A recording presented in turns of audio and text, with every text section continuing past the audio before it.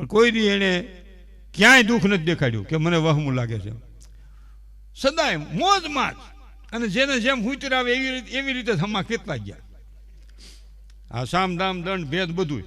અને કૃષ્ણના પાત્રને તમે જો પરખી લો તો જન્મ પ્રાગટ્યથી માંડીને સ્વર્ગાગમન સુધીમાં કૃષ્ણએ 1 મહિનો પોરો ખાધો એવો દાખલો નથી.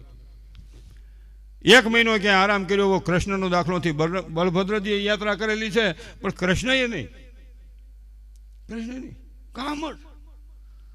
અમારે ભક્તિરામ બાપુ એમ જ છે, સતત કર્મયોગ જ.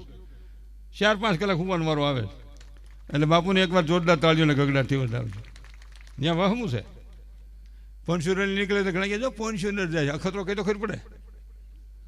એ પોન્શ્યોનરમાં બાપુ બેઠા હોય, જીવ આટા મારતો હોય માનવ મંદિરમાં, મન ન્યા હોય. આ બધું એવું હોય. અને ગમે એ સાધુ ત્યાં તમે